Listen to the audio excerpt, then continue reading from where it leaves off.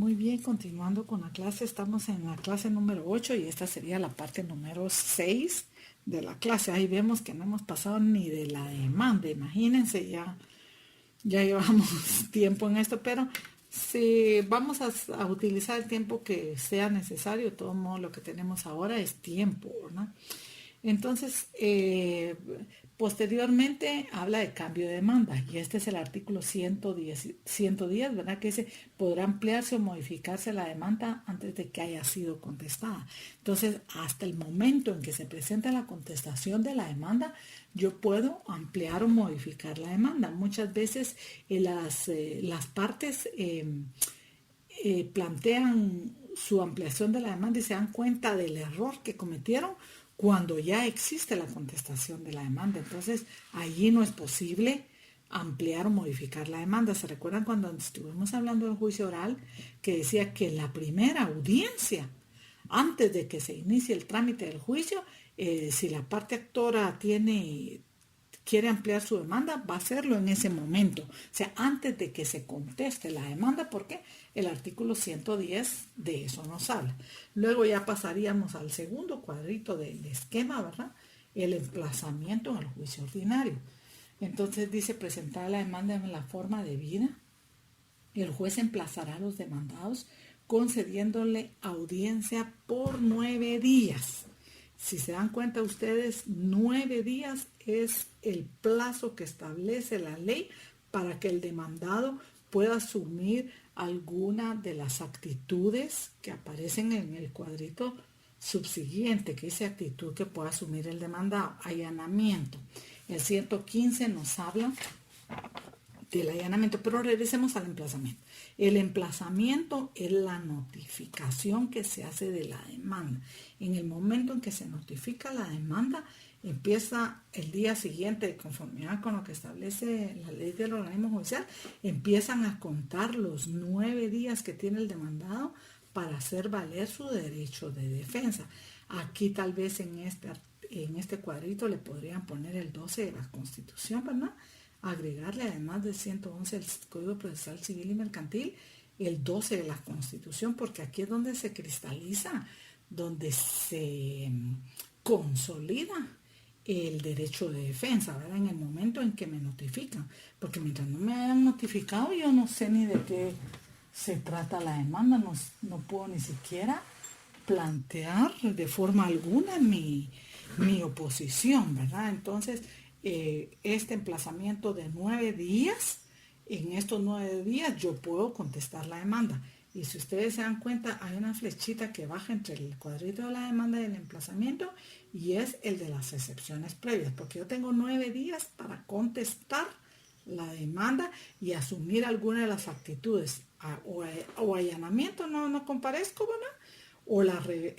Allanamiento, reconozco todos los hechos, o la rebeldía, no comparezco y me declaran rebelde, o contesto en forma negativa,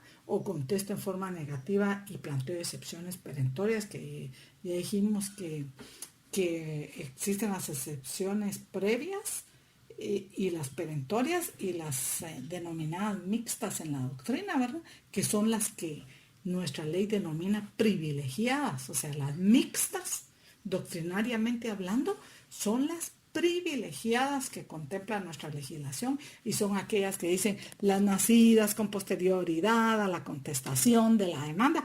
Esas son las excepciones privilegiadas y que la doctrina denomina mixtas.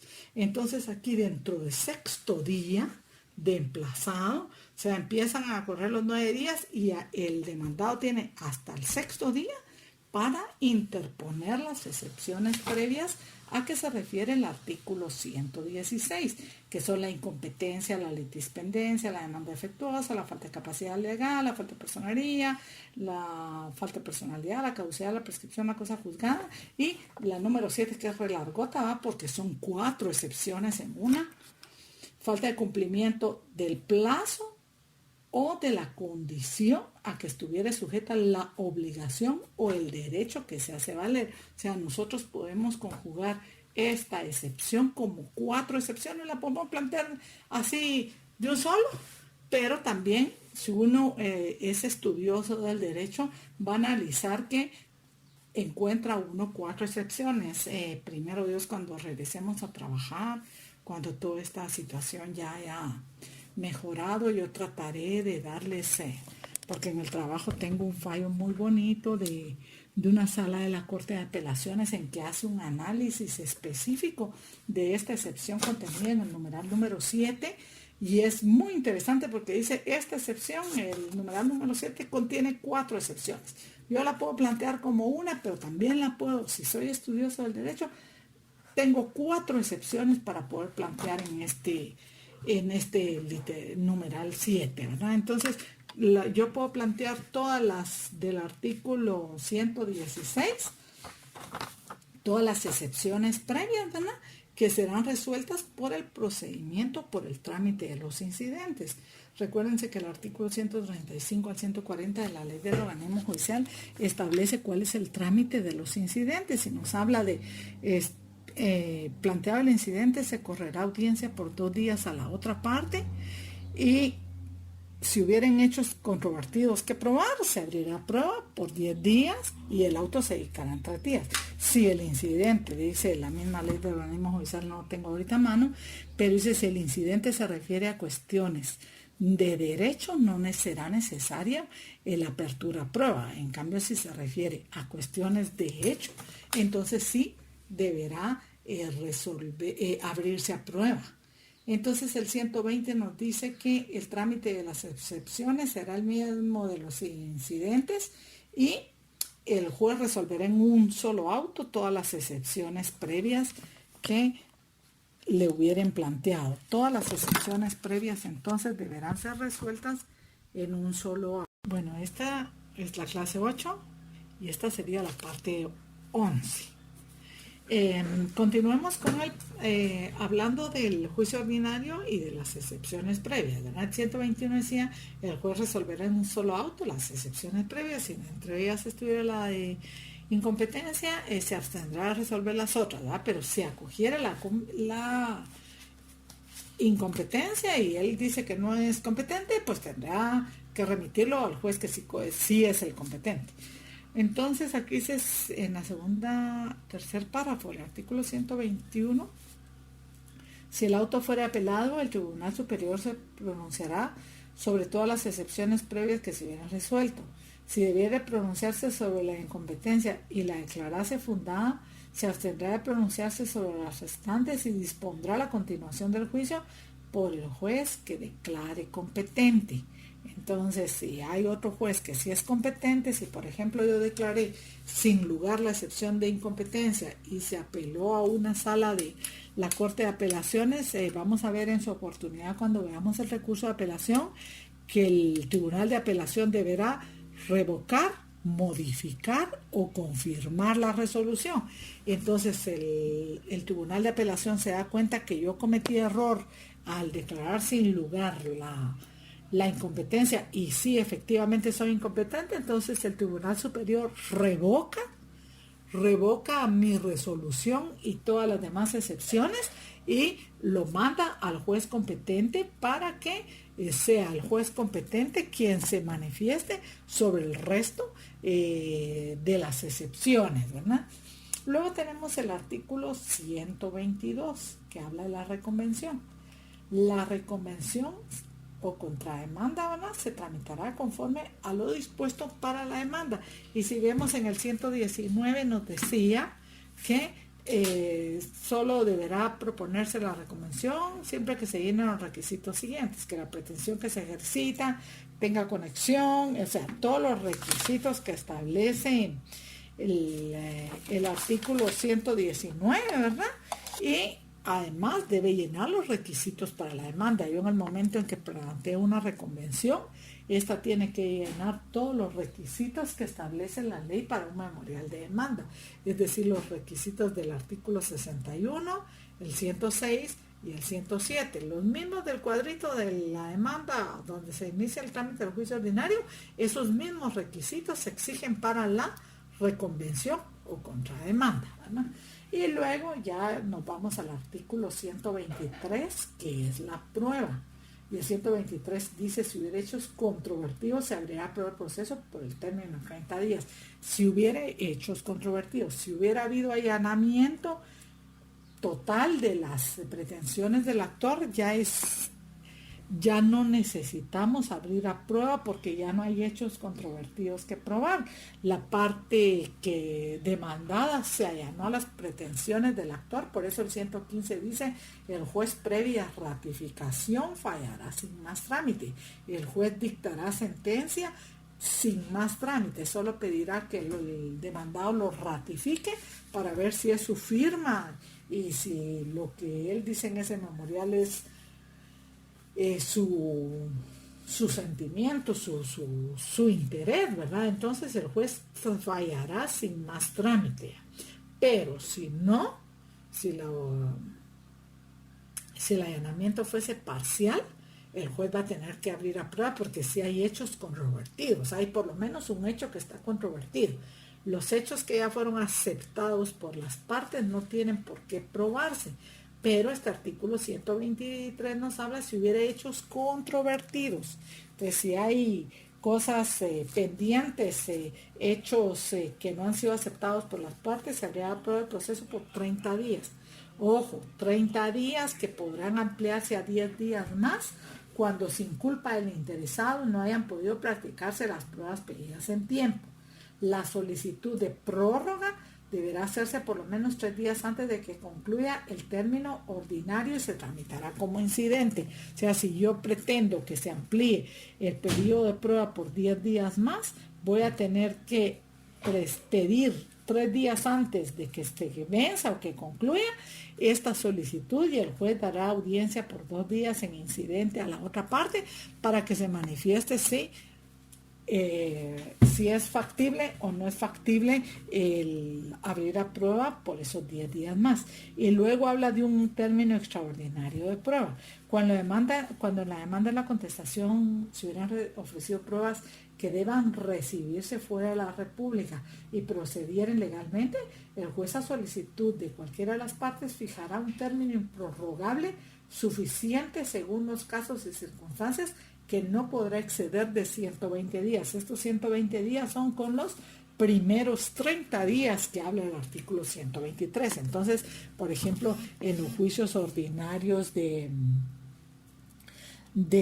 filiación extramatrimonial, en que la prueba reina dijimos que era la prueba del ácido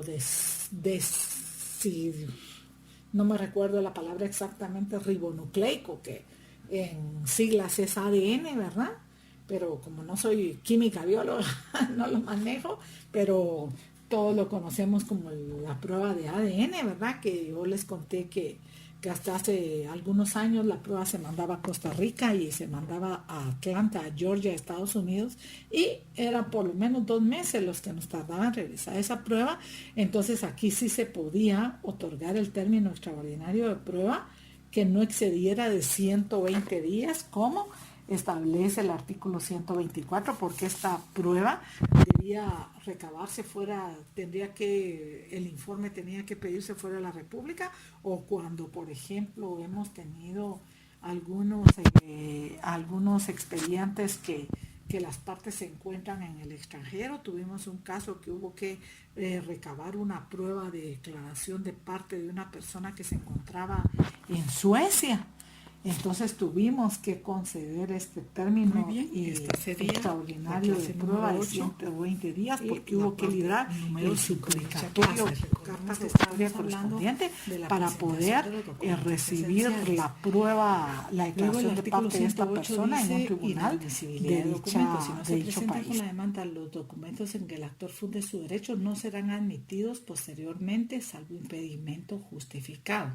Por eso es que es tan importante ofrecer los documentos, porque si yo no los presenté con la demanda y no cumplí con individualizarlos de conformidad con el 107, posteriormente no me los van a aceptar, salvo impedimento justificado. Pues yo en ningún caso he visto ninguno de estos impedimentos justificados en qué podría consistir, pero podría darse la salvedad, ¿verdad?, de que hay un documento de prueba que no se aportó y que que yo justificara debidamente el impedimento, ¿verdad? De no haberlo podido presentar en su oportunidad, ¿verdad? Pero aquí claramente el 107 me dice que si yo tengo conocimiento, tengo que indicar en qué lugar están y todos los detalles del documento para poder presentarlos en su oportunidad.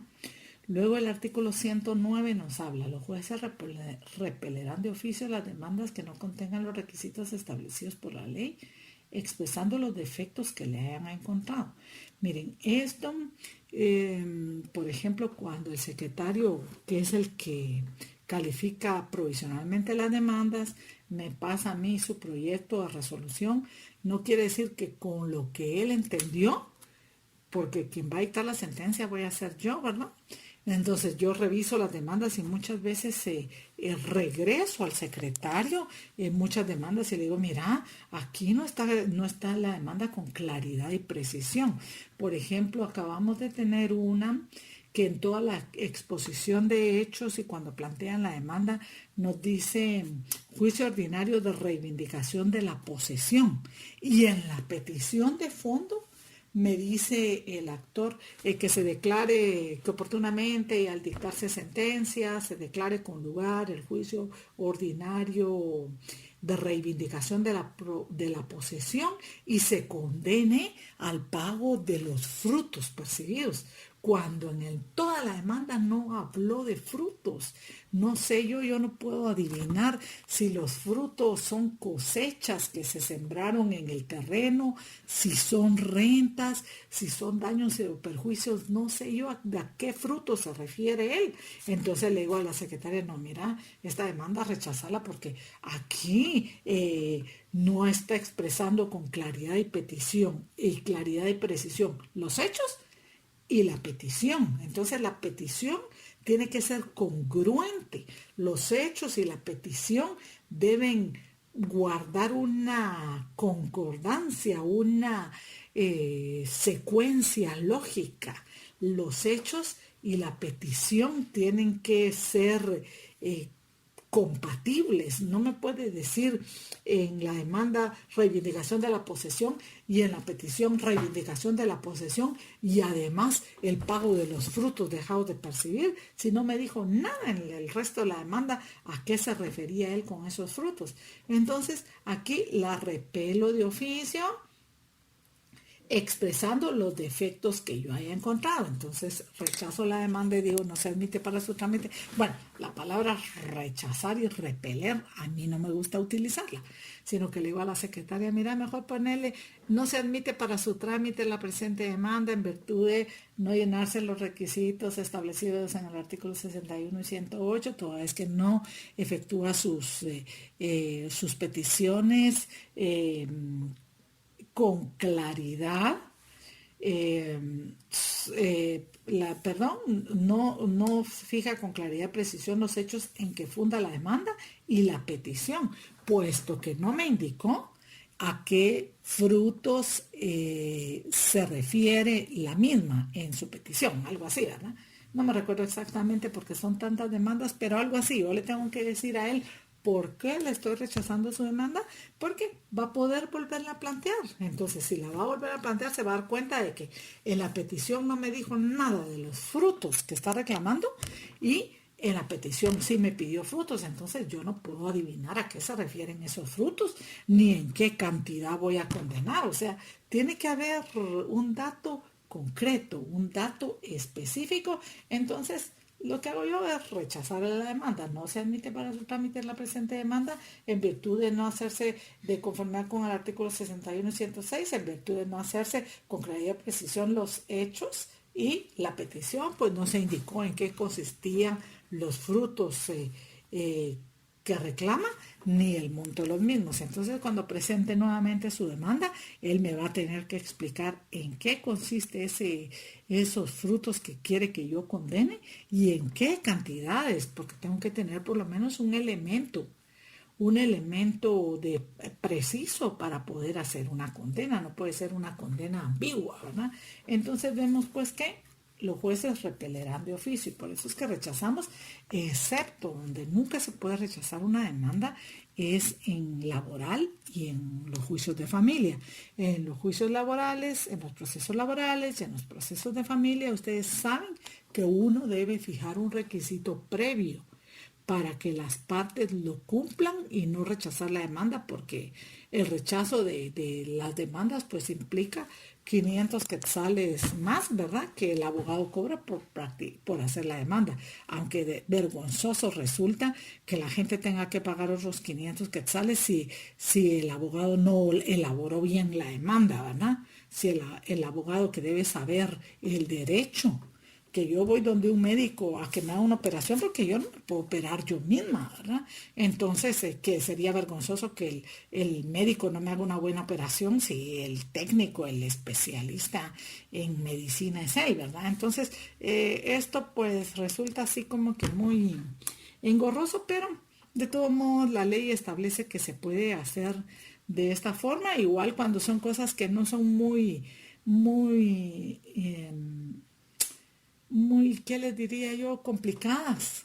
En algunas demandas, pues yo pongo previos, pero la ley establece que se harán repeler de oficio las demandas que no llenen los requisitos exigidos por la ley.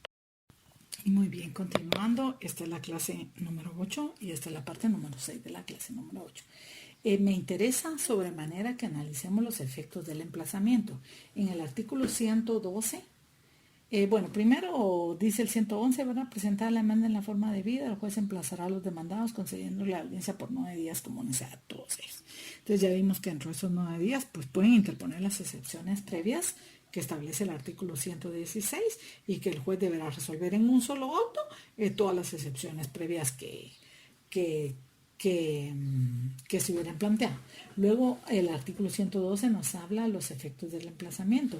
El emplazamiento tiene efectos materiales y efectos procesales. Si ustedes se dan cuenta, el artículo 112 está dividido primero en 1, efectos materiales, y 2, efectos procesales.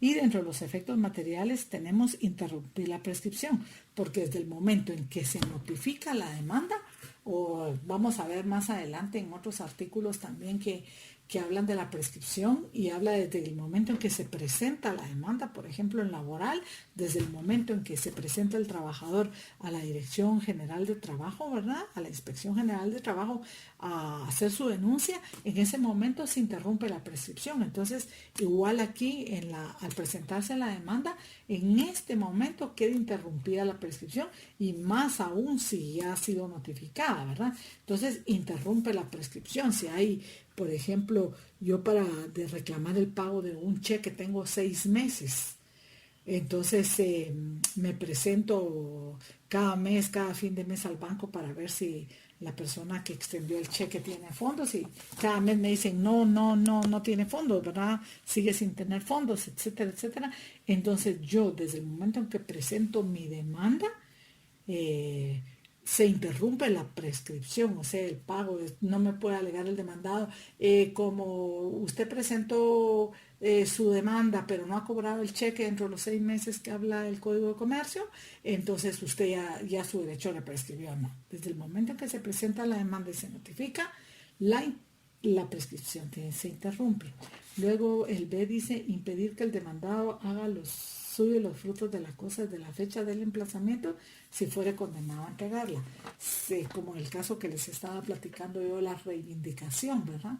Si yo declaro con lugar la reivindicación de la posesión, el otro si tiene frutos que reclamar, va a poder desde el momento en que se inició, en que se emplazó, en que se notificó, a partir de ahí está prohibido para el demandado hacer suyos los frutos de la cosa.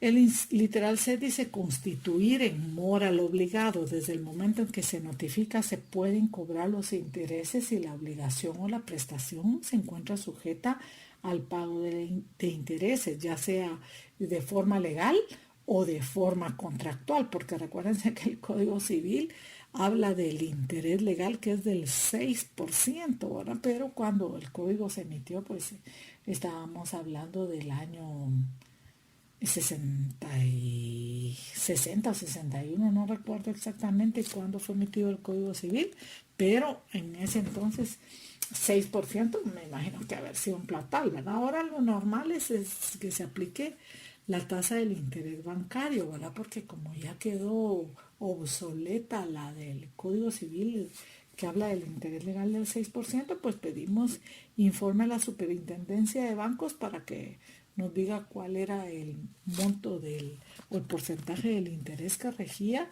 al momento de el pago, ¿verdad? Entonces, constituir en moral obligado, que a partir de ahí, de la notificación, empiece a pagar los intereses si estos no hubieran sido contractualmente establecidos, ¿verdad? Obligar al pago de intereses legales aun cuando no hayan sido pactados. Si no han sido pactados los intereses, se tendrá que aplicar el interés legal, ¿verdad? Que pueda generar la falta de pago de la obligación. Entonces aquí sí lo que opera es el 6%, ¿verdad? Y hacer anulable la enajenación y gravámenes constituidos sobre la cosa objeto del proceso con posterioridad al emplazamiento. Tratándose de bienes inmuebles, este efecto solo se producirá si se hubiera anotado la demanda en el Registro General de la Propiedad. Entonces, si yo hago un contrato posterior, por ejemplo, que lo que se está demandando es la nulidad de un instrumento público, la nulidad de un negocio jurídico por falsedad, porque a mí me falsificaron la firma y resulta que esta persona que me falsificó la firma inmediatamente traslada el bien o vende el bien a otra persona. Entonces aquí dice hacer anulable la enajenación o gravámenes desde el momento del emplazamiento, ¿verdad? Si él se está enterando el día de hoy que yo estoy demandando y mañana él vende el bien, entonces es anulable de pleno derecho.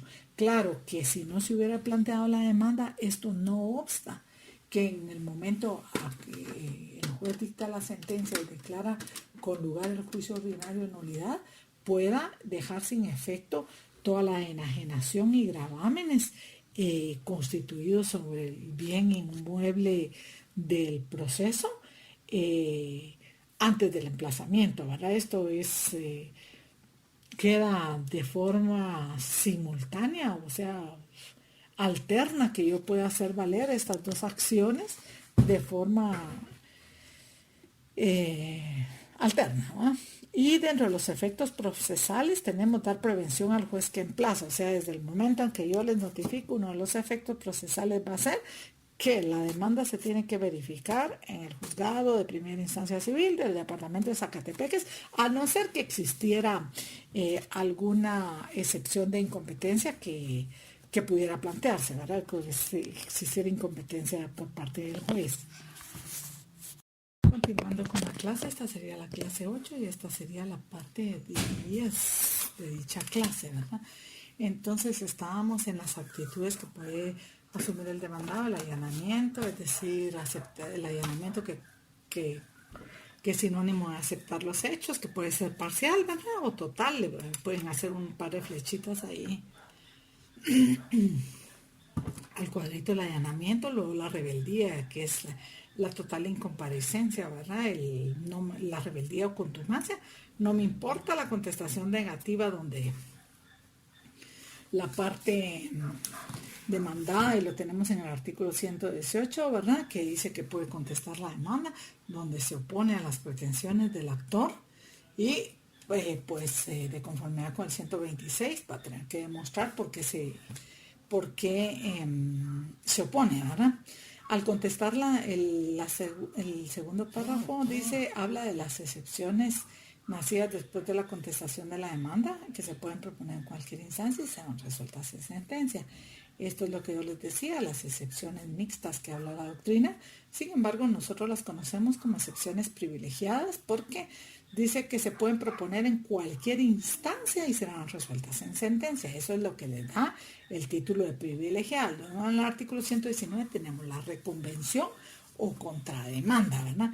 Dice, solamente al contestarse la demanda podrá proponerse la reconvención siempre que se llenen los requisitos siguientes: que la pretensión que ejercite tenga conexión por razón del objeto o del título con la demanda y no deban seguirse en distintos trámites. O sea, cuando yo planteo una reconvención o contrademanda, esta tendrá que tener también el mismo trámite del proceso del cual se está planteando la demanda. Tal vez ustedes dirán, ¿cómo? Bueno, pues les voy a poner un ejemplo. Por ejemplo, yo puedo demandar la desocupación, el juicio sumario de desocupación contra una persona X, ¿verdad? Y resulta que esta persona al contestar la demanda me dice, sí señor juez, yo efectivamente vivo en el terreno de él, pero resulta que yo soy su guardián, no soy su arrendatario, sino que soy su guardián. Entonces ya eso no es verificable por la misma vía del juicio ordinario, porque si él va a reclamar los salarios pendientes como guardián del terreno, tendrá que ser en otra materia y en otro tipo de proceso, ¿verdad? Entonces la reconvención en estos casos debe ceñirse al mismo trámite del proceso. No podemos tener por planteada una reconvención en un juicio sumario de desocupación cuando la reconvención se tenga que tramitar en un juicio oral, oral laboral, ¿verdad?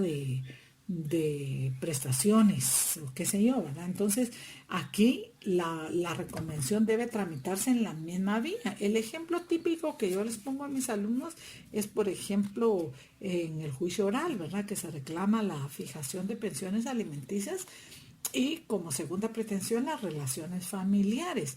Entonces, el demandado puede aceptar uno de los hechos y plantear reconvención contra el segundo de los hechos. No es cierto que yo no quiera ver a mis hijos. Lo que pasa es que la progenitora de ellos no me deja relacionarme con ellos debido a que yo no me encuentro al día en el pago de las pensiones alimenticias. Entonces, allí sí es la reconvención, es verificable por la misma vía del juicio oral, ¿verdad? Entonces, esto tiene que tener una íntima relación, como dice, con el objeto o título de la demanda y no deba seguirse por distintos trámites. Entonces, vemos pues que hasta ahí sería la contestación de la demanda. Luego viene el artículo 120 que habla de las excepciones previas, que es este cuadrito que baja de los dos principales y dice: dentro de 6 días de emplazado podrá el demandado hacer valer las excepciones previas. Sin embargo, en cualquier estado de proceso podrá oponerlas. Aquí encontramos en el 120 otras excepciones privilegiadas. Y dice que podrá, sin embargo, podrá interponerse el trámite de las excepciones será el mismo de los incidentes. Ahí detalla cuáles son. El 121 dice: el juez resolverá en un solo auto todas las excepciones previas. Si entre ellas se hallara la excepción de incompetencia, que era la que habíamos hablado en el 112, ¿verdad? Que se previene a las partes a seguir el proceso ante el juez emplazante. Si entre ellas se hallara la excepción de incompetencia y el juez la declara infundada, se pronunciará sobre las otras excepciones. Y si la incompetencia fuere declarada con lugar, el juez se abstendrá de decidir las restantes hasta que quede ejecutoriada. Ejecutoriada, estamos hablando de firme, ¿verdad? Que cause firmeza la decisión recaída en materia de incompetencia. Entonces, si el juez llegase a coger la excepción de incompetencia, tiene que dictarla, declararla con lugar y remitirla al juez que sí es competente, ¿verdad? Pero si hubieran planteado incompetencia, falta de capacidad legal, falta de personalidad, falta de personería, etcétera, etcétera, y se declara sin lugar la excepción de incompetencia, el juez se tiene que pronunciar sobre las demás porque sí es competente. Pero si se declarara incompetente, la consecuencia jurídica es que solo conoce la incompetencia y las demás las deja para que al momento en que el juez competente recibe el proceso, el juez que sí tiene la competencia pueda pronunciarse respecto de las otras excepciones. Pero si la declara infundada o sin lugar, si no la coge, entonces tendrá que manifestarse sobre el resto de las excepciones que se hubieran planteado como previas. Continuamos, clase número 8, parte número 9. Entonces vamos a ver los efectos de la rebeldía. Desde el momento en que el demandado sea declarado rebelde, podrá tomar embargos sobre sus bienes en cantidad suficiente para asegurar el resultado del proceso.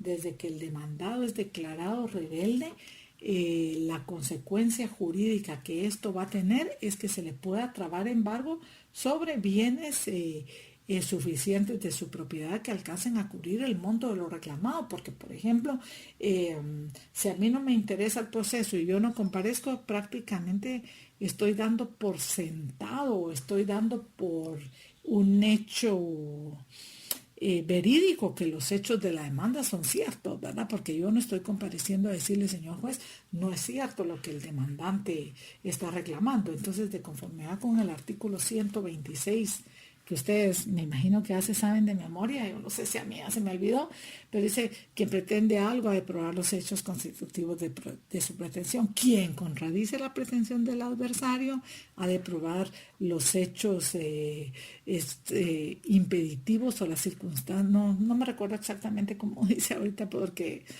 pero los hechos o las circunstancias impeditivas de esa pretensión. Ustedes son los que se lo tienen que saber de memoria, yo no, ¿verdad? Así que a mí no me van a pasar examen a ver si me lo sé de memoria. Yo les voy a pasar el examen a ustedes a ver si se lo saben. Pero leámoslo mejor porque así estamos más seguros, ¿verdad?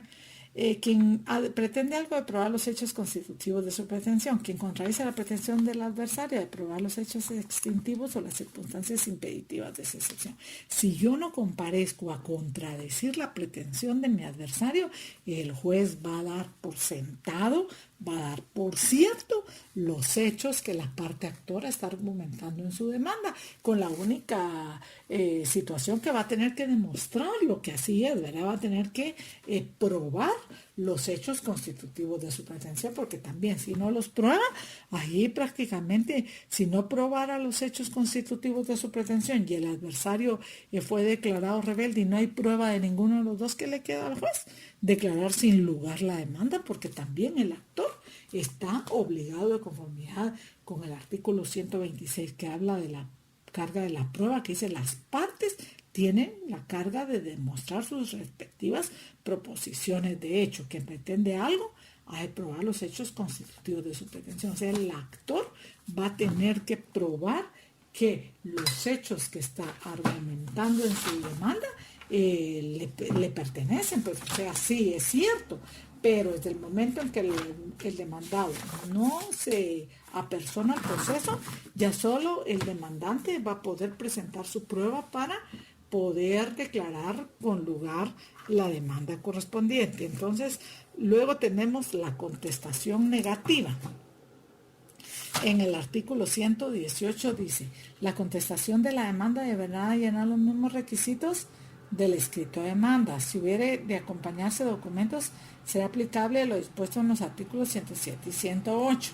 Al contestar la demanda, debe el demandado interponer las excepciones perentorias que tuviere contra la pretensión del actor. Las nacidas después de la contestación de la demanda se pueden proponer en cualquier instancia y serán resueltas en sentencia. Entonces aquí vemos que en este artículo 118 tenemos excepciones privilegiadas, ¿verdad? Entonces, si el demandado comparece, recuerdan que tenía 9 días, dentro de 6 días puede plantear las excepciones previas y tiene todavía 3 días más para plantear la contestación de la demanda y plantear sus excepciones. Ojo, yo lo que siempre recomiendo a mis alumnos es que si van a interponer excepciones previas y a contestar la demanda, lo hagan de forma simultánea en 2 memoriales que presenten el mismo día. ¿Por qué esto?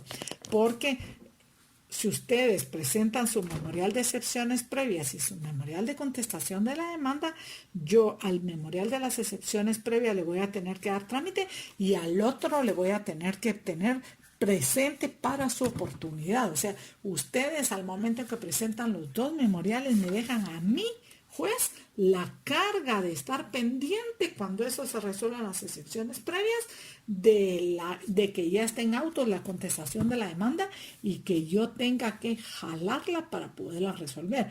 Pero si ustedes se olvidan, presentan su memorial de excepciones previas y resulta que el día que se las notifican, ustedes andan en Europa y no se enteraron de que les notificaron el auto que resuelve las excepciones previas sin lugar y ustedes tienen 3 días y resulta que andan por el antiguo continente, el viejo continente, paseando, aunque ahorita pues ni es muy aconsejable que paseen para allá, ¿verdad? Para ningún lado, perdón. Entonces, ustedes van a tener la responsabilidad ante su cliente de que ustedes no estaban pendientes, ustedes no estaban en el país cuando le notificaron el auto las excepciones previas y se les fueron los 3 días que les quedaban. Como ya habían hecho valer las excepciones previas en el sexto, cuando les notifican, a partir de ahí empiezan a correr los últimos 3 días del emplazamiento y es la oportunidad que ustedes tienen para contestar la demanda, interponer sus excepciones, contestar la demanda y plantear la reconvención, y etcétera, etcétera. Excepciones perentorias estamos hablando, ¿no? Entonces, si ustedes presentan simultáneamente, le dejan al juez la obligación de estar pendiente de que al no más dictar el auto de las excepciones previas y notificarlo, el juez de oficio va a tener que traer aquel memorial que presentaron y que él le puso presente para su oportunidad, va a tener que volverlo a jalar y decir, bueno, en virtud del estado que guardan los autos, se trae a la vista para resolver el memorial número tal y se tiene por contestada la demanda en sentido negativo y se tienen por interpuestas las excepciones perentorias relacionadas, las cuales serán resueltas en sentencia, o se tiene por contestada la demanda en sentido negativo y por planteada la reconvención, o lo que proceda en ese caso, y si es de abrir a prueba, pues de una vez abrir a prueba. Pero vamos pues a que yo les digo, el consejo que yo les doy es que ustedes lo hagan simultáneamente para que no queden ustedes la obligación, porque para resolver estas excepciones previas a veces nos llevamos hasta un año. Muy bien, continuando con la clase, esta sería la clase 8 y sería la parte 3, ¿verdad?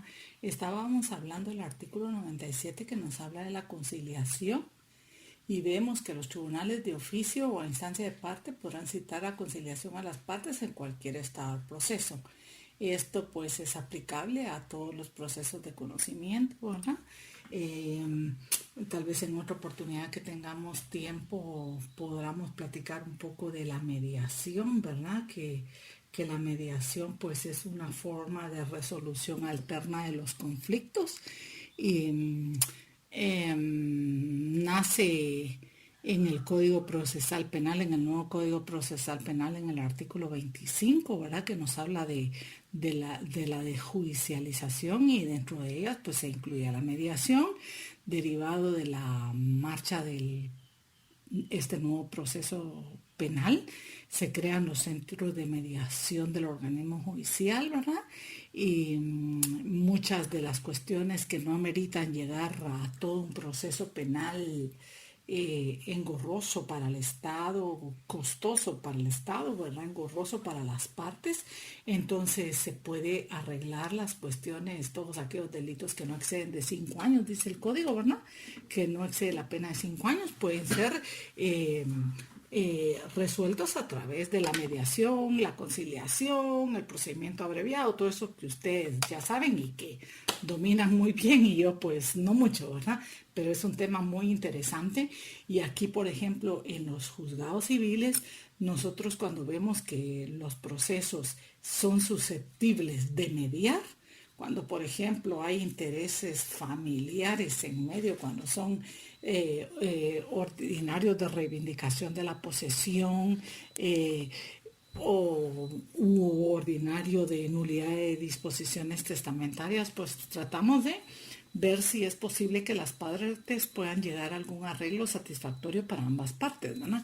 Puesto que los intereses que se están ventilando pues son familiares y uno pues con la familia le une el lazo de sangre, ¿verdad? Entonces de alguna u otra forma tendrán que volverse a ver las caras, tendrán que juntarse nuevamente y es preferible pues sanar ese tejido familiar que se lesiona en el momento de un proceso, porque recordemos que un proceso va a tener una sentencia o condenatoria o absolutoria, va a haber un ganador, ¿verdad? Como decimos, uno va a salir ganando y el otro va a salir perdiendo.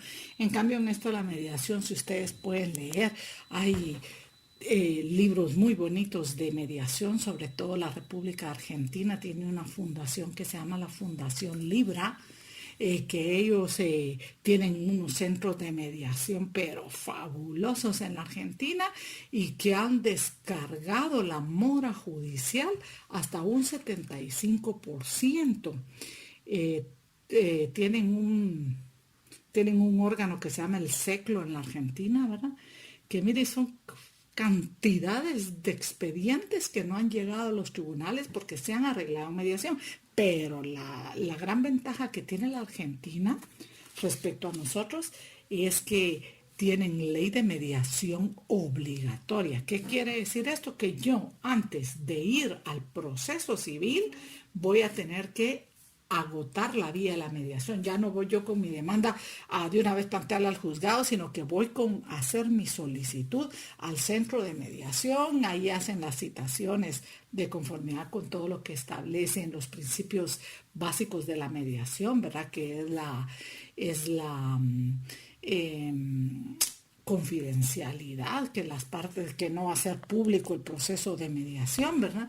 Entonces, todos esos principios valdría la pena que ustedes, ahora que tienen tiempo y que no se van a poder ir a echar su chapuzón a la playa, consiguieran en internet. Estos libros están gratis y son de mediación y son, como les digo, de la Fundación Libra. Yo recibí un curso con ellos y es fabuloso el tema de la mediación, cómo se resuelven los conflictos, resanando el tejido familiar y social que se ha dañado con el proceso. Entonces, uno de los principios fundamentales de la mediación es el ganar, ganar. O sea, gana uno y gana el otro, ¿verdad?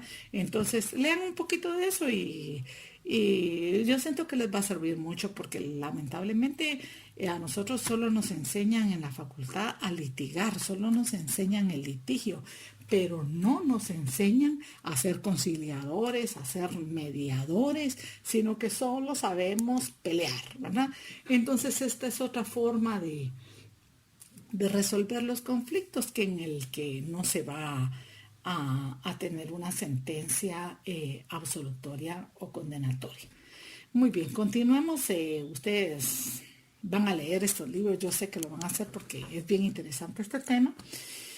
Entonces, continuando, nos tocaría leer el artículo 98, pero no lo vamos a leer porque eso ya lo vimos. Se recuerdan que en el primer examen parcial les entraron las pruebas anticipadas y dice: para preparar el juicio pueden las partes pedirse recíprocamente declaración jurada, y ven todos los tipos de pruebas anticipadas que existen. Y vamos a entrar de una vez al artículo 106. Vamos a obviar todos los del 98 al 105 porque esos ya ustedes los estudiaron y ya fue objeto de una evaluación que fue la del primer parcial, en la que ingresó todos los tipos de pruebas anticipadas. Pero solo quería recordarles y que no se les olvide nunca que las pruebas anticipadas son para preparar el juicio. Entonces, las pruebas anticipadas me van a servir cuando yo no tengo nada, no tengo ningún documento ni nada que me ampare para poder yo promover un juicio. Voy a iniciar unas diligencias de prueba anticipada. Muy buen día. Continuando con el tema del juicio ordinario que nos tocaría ver el día de hoy, yo les sugeriría, por favor, que esta sería la clase número 8, ¿verdad? Y la parte 1 de la clase número 8, que tuvieran ustedes a la vista el esquema del juicio ordinario que se les fuera enviado en su oportunidad, porque vamos a hablar de todo el procedimiento que establece la ley para las acciones que se dilucidan en vía del juicio ordinario. Empezaríamos hablando de que el artículo 96 nos dice claramente: las contiendas que no tengan señalada tramitación especial en este código se ventilarán en juicio ordinario. ¿Qué quiere decir esto? Que todas aquellas acciones que no se encuentran contempladas en los artículos 199, 229, 329 y 327, y 294 se van a tramitar por la vía del juicio ordinario. ¿De qué les estoy hablando? El artículo 199 nos habla de todo lo que se debe verificar o se debe tramitar en la vía del juicio oral. El artículo 229 del Código Procesal Civil y Mercantil nos dice cuál es la materia que se debe ventilar en el juicio sumario. El artículo 294 del mismo código nos habla de la procedencia de la ejecución en la vía de apremio, o sea, qué se va a tramitar en la vía de apremio. Nos habla de todas las cuestiones que son susceptibles de tramitarse por el procedimiento de ejecución en la vía de apremio. El artículo 327 del mismo código, ¿verdad?, nos habla de qué es lo que se va a dilucidar en la vía del juicio ejecutivo. O sea, que todo lo que no esté en estos artículos se va a tramitar por la vía del juicio ordinario. Así, por ejemplo, ustedes habrán oído en la jerga judicial e incluso en la facultad, ¿verdad? En cuestiones académicas se habla mucho de los juicios ordinarios de nulidad de instrumentos públicos, ya sea nulidad por nulidad propia del documento o del instrumento público o por falsedad del instrumento público. Y aquí, si ustedes leen el artículo 199, el 229, el 327 y el 294, en ninguno de ellos ustedes van a encontrar que diga se tramitará por esta vía la nulidad de los instrumentos públicos o se tramitará por esta vía la nulidad de los negocios jurídicos celebrados mediante escritura pública o qué sé yo. O sea, no dice nada en ninguna de estas disposiciones. Entonces, ¿qué es lo que hacemos? Agarramos nuestro artículo 96 y planteamos la demanda en la vía del juicio ordinario. Así también se tramitan, por ejemplo, reivindicaciones de la propiedad, reivindicaciones de la posesión, nulidad de disposiciones testamentarias, cuando se plantea la nulidad de un testamento otorgado, ya sea por falsedad o por no haberse llenado todos los requisitos que establece la ley. Entonces, todo lo que no está contemplado en estos artículos precitados que ustedes van a tener que leer, se va a tramitar por la vía del juicio ordinario. Y para la demanda, como ven su esquemita, los mismos requisitos de todos los procesos, ¿verdad? En juicio ordinario, en juicio ejecutivo, en procedimiento de ejecución en la vía de apremio, en juicio oral y en juicio sumario, siempre tenemos que llenar los requisitos del 61, del 106 y del 107 del Código Procesal Civil y Mercantil, porque estos artículos son genéricos, o sea, es una disposición común a todos los procesos. Todas las demandas que se planteen, de la naturaleza que sean, van a tener que llenar los requisitos del 61, del 106 y del 107. Entonces, el 96, volvamos al código, nos dice las contiendas que no tengan señalada tramitación especial en este código. Ahí pueden agregarle el artículo 199, el artículo 229, el artículo 294 y el artículo 327 con un lapicito. O sea, si no están dentro de esos artículos, entonces es de cajón, como decimos, la vía ordinaria. Entonces dice el artículo 96, las contiendas que no tengan señalada tramitación especial en este código se ventilarán en juicio ordinario. El 97 continúa diciendo: los tribunales podrán de oficio o instancia de parte citar a conciliación a las partes en cualquier estado del proceso. Si las partes llegan a un avenimiento, se levantará acta firmado por el juez o presidente del tribunal, en su caso, si se trata de una sala, por las partes o sus representantes debidamente facultados para transigir y por el secretario. Recordemos que siempre que se va a verificar un acuerdo de conciliación, el juez, como es el contralor de los derechos humanos, debe controlar que no se esté en una posición de desigualdad y que no se esté perjudicando algún derecho fundamental de alguna de las personas que están transigiendo en ese momento. Cuando hablamos de transigir, la palabra viene de la transacción, ¿verdad? Y la transacción pues es un convenio por medio del cual las partes de común acuerdo disponen sobre un punto litigioso o llegan a un arreglo sobre un proceso que ya está ventilado. Eso ustedes lo tienen que saber porque está en los contratos del Código Civil que ustedes vieron en su curso de Derecho Civil 4. Entonces, sí, si el convenio o si en la conciliación hay un representante legal, veremos qué sucede en este caso. Muy bien, continuando entonces, esta sería la clase número 8 y la parte 4 de dicha clase. El artículo 106, ¿se recuerdan que vuelvan por favor a revisar su esquema? Dice demanda, artículos 61, 106 y 107. El artículo 106 ya dijimos que al igual que el 61, háganme favor de allá la parte de donde está el 106, anoten el 61 para que lo tengan presente, que además de todos los requisitos que establece el artículo 61, la demanda, cualquier clase de demanda, ordinaria, sumaria, ejecutiva, de ejecución en la vía de premio, lo que sea, va a tener que cumplir con estos requerimientos del artículo 61, el 106 y el 107. Entonces dice el 106, en la demanda se fijarán con claridad y precisión los hechos en que se funde, las pruebas que van a rendirse, los fundamentos de derecho y la petición. Se recordarán que en el 61 están todos los requisitos esenciales como el nombre, la nacionalidad, la edad, el estado civil, todos esos requisitos. Además, contiene la estructura de la demanda, porque dice, se fijarán con claridad y precisión los hechos. Y hablamos que los hechos debe empezarse una demanda elaborando el fundamento los hechos de la demanda en forma cronológica.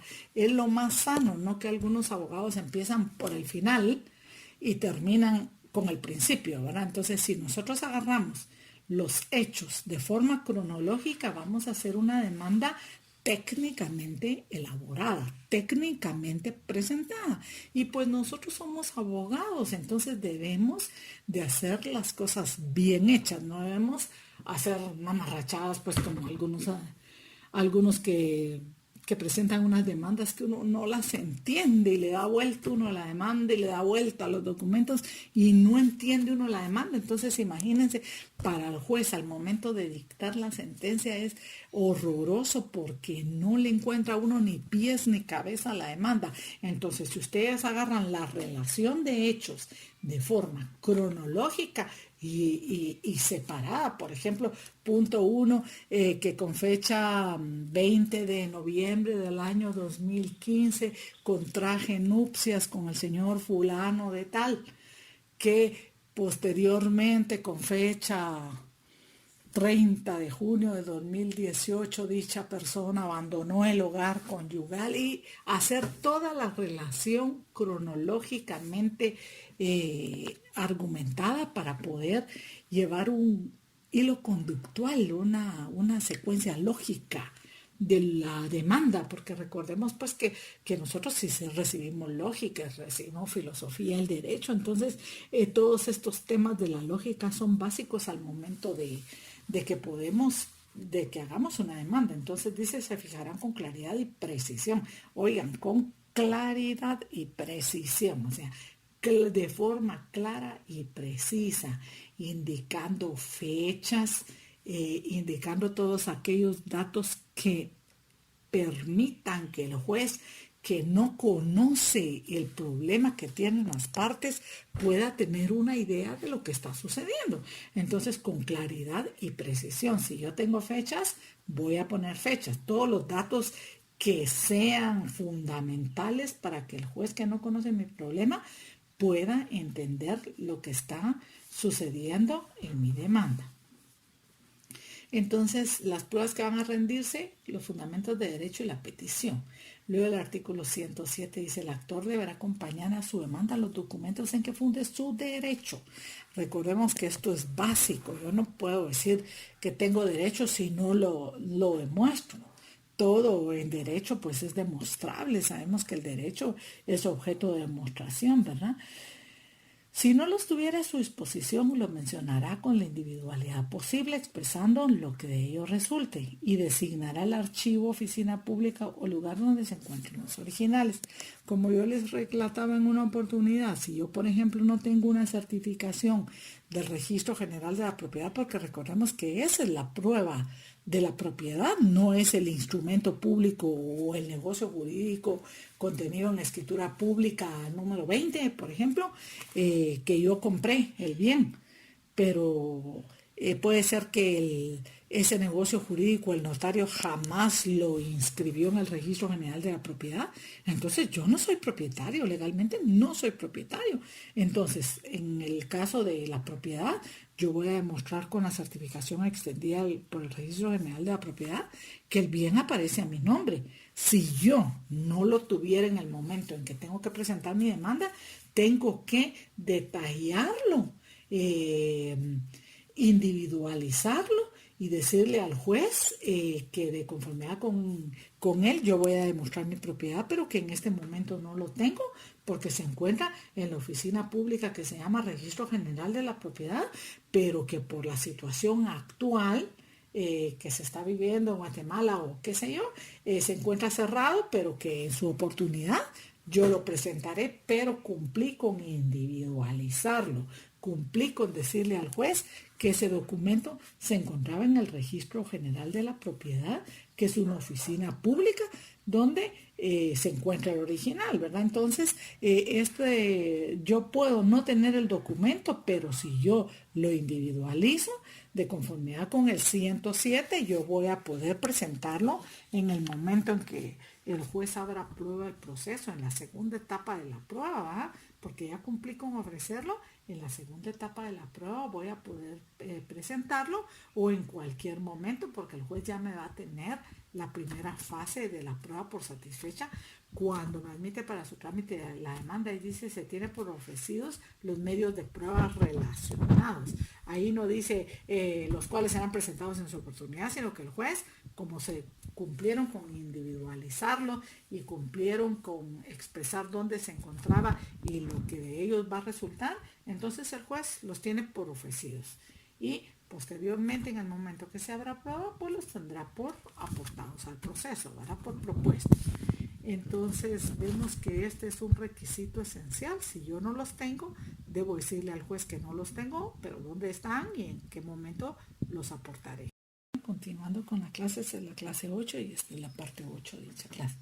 Estábamos hablando de los efectos del emplazamiento y dijimos que habían efectos materiales y efectos procesales. Entre los efectos procesales era dar prevención al juez que emplaza, o sea que la demanda se tiene, que el juicio se va a tener que tramitar ante el juez que emplazó, excepto que haya, vamos a ver en su oportunidad las excepciones previas y la incompetencia. Yo me imagino que estas excepciones pues ustedes ya las han de conocer perfectamente, pero sin embargo se les dio un documento que contenía las excepciones, recordarán ustedes.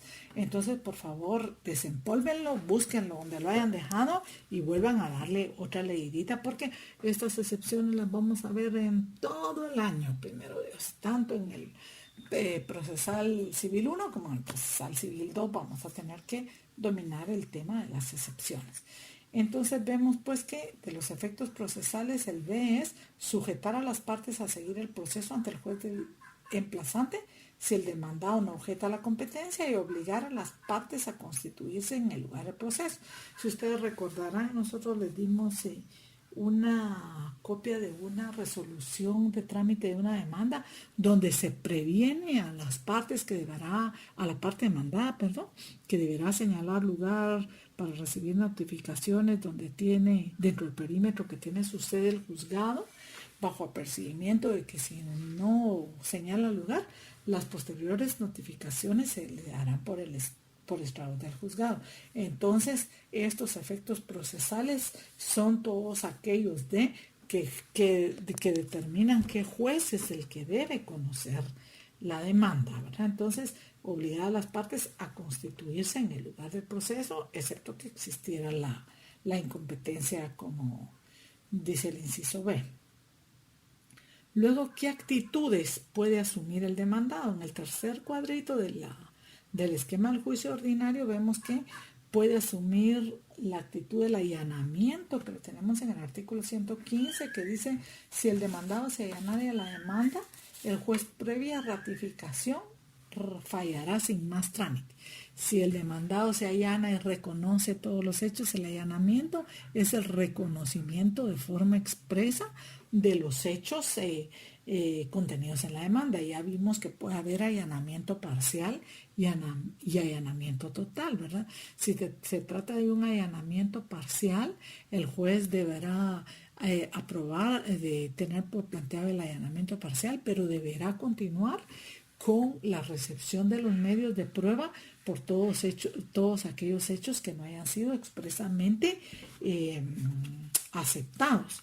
Entonces ya no recibe pruebas sobre el hecho que sí fue aceptado porque ya no hay un hecho controvertido ahí, ¿verdad?, que demostrar, sino que como ya la otra parte aceptó ese hecho, pues ya no tiene objeto que tenga que probarse porque está diciendo sí, sí es cierto, yo debo las rentas de los meses de tales a tales. Lo que no estoy de acuerdo es con el cobro de los daños y perjuicios que afirma la parte arrendante que yo he causado al inmueble. Entonces ya lo único que se va a probar son que efectivamente es los hechos relacionados con los daños causados al inmueble, ¿verdad?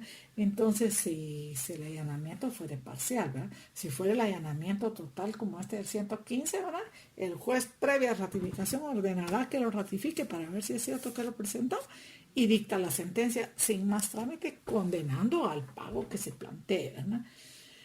Luego tenemos la rebeldía, que lo tenemos en el artículo 113 y el 114 del Código Procesal Civil y Mercantil. Si transcurrido el término de emplazamiento, el demandado no comparece, se tendrá por contestada la demanda en sentido negativo y se le seguirá en juicio de rebeldía a solicitud de parte. La rebeldía en la doctrina nacional y en la doctrina española también se denomina contumacia. La rebeldía o contumacia. Sería bueno que pongan ahí a la par de el artículo 113, ¿verdad? Rebeldía o contumacia del demandado, y les exhorta que lo busquen en el diccionario de la Real Academia Española de la Lengua, que está en línea, ¿verdad? Entonces, para que ustedes vean que es un sinónimo, porque muchos, yo me topaba cuando estábamos examinando privados, que se le pregunta al alumno, explique la contumacia, y miren, muchos se quedan con una cara de que, ¿y qué es eso?, ¿verdad? Entonces uno dice, pero explíquele al licenciado que el sinónimo de contumacia es rebeldía. Entonces ya cuando la gente oye la palabra rebeldía, pues ¿qué es lo que dice el código?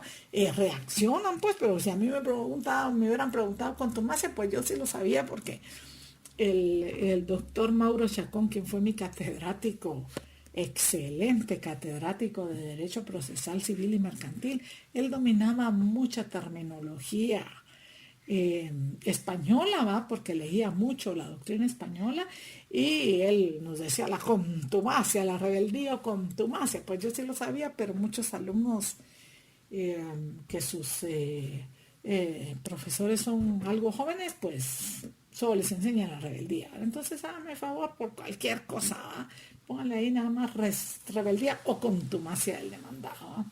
Entonces, si transcurrió el término de emplazamiento, el demandado no comparece, se tendrá por contestar la demanda en sentido negativo y se le seguirá el juicio en rebeldía a solicitud de parte. Y eso lo ponemos en la resolución que admite para su trámite la demanda, que si no le damos audiencia por 9 días y que si dentro de dicho plazo no comparece, se le tendrá por rebelde a solicitud de parte. Le prevenimos de que va a ser un efecto o consecuencia jurídica de que él no comparezca, que se le tenga por rebelde, y entonces los efectos de la rebeldía lo tenemos en el artículo 114 y lo detallaremos en este momento. Muy bien, continuamos. Este sería la clase número 8 y sería la parte 2 de la clase número 8. Estábamos hablando del artículo 97 que habla de la conciliación y dice que si las partes o sus representantes debidamente facultados para transigir deberán firmar el acuerdo. Cuando se presenta un expediente que es posible o que es factible de una conciliación, de un arreglo judicial, como les decía yo, es obligación del juez garantizar que en este convenio no se vulnere ninguna garantía procesal, ningún derecho fundamental. Y cuando nosotros aprobamos el acuerdo en la resolución, así precisamente lo declaramos, ¿verdad? En virtud de que el presente acuerdo no viola, no vulnera ninguna garantía constitucional ni ningún tratado en materia de derechos humanos, porque acuérdense que el juez tiene que ser conocedor del derecho y todos los tratados en materia de derechos humanos que ingresan en virtud del artículo 46 y obtienen un rango constitucional, el juez debe conocerlos y el juez debe, en el momento en que está aprobando o que se está llegando a un arreglo judicial entre las partes, el juez debe observar que no se vulnere ninguna garantía constitucional, y aquí pues entran los tratados en materia de derechos humanos. Por eso siempre verificamos todos los tratados internacionales vigentes para Guatemala, ¿verdad? Y tiene que observar el juez obligatoriamente que estos no vulneren ninguna garantía constitucional. En el tema de derecho de familia, esto es vital, ¿verdad? Porque recuérdense que si se llega a una conciliación, aquí hay intereses de menores incapaces o incapaces, ¿verdad? Y derechos de las mujeres que están plenamente protegidos por toda una normativa internacional como la Convención Belén do Pará, ¿verdad? Y la CEDAW. Entonces tenemos pues que observar que no haya una vulneración de estas garantías. Entonces, sí, esta conciliación o si el proceso se está verificando a través de un representante legal, entiéndase mandatario, entiéndase cualquier otra persona que esté ejercitando con autorización del legitimado para hacerlo el derecho a un proceso, el juez debe observar, como dice el artículo, ¿verdad?, sus representantes debidamente facultados para transigir. Entonces ya nos vamos a la ley del organismo judicial, que en el Código Civil también, ¿verdad? Ustedes vieron el contrato de mandato en su Derecho Civil 4, ¿verdad? Recordarán que los mandatarios judiciales para determinadas circunstancias tienen que tener facultades suficientes expresas en el mismo contrato de mandato. O sea, el 190 dice que los mandatarios, por el solo hecho de su nombramiento, tendrán facultades suficientes para realizar toda clase de actos procesales. Y tiene un punto el artículo 190, dice, necesitan facultades especiales para, y empieza, ¿verdad?, del literal A al literal ñ.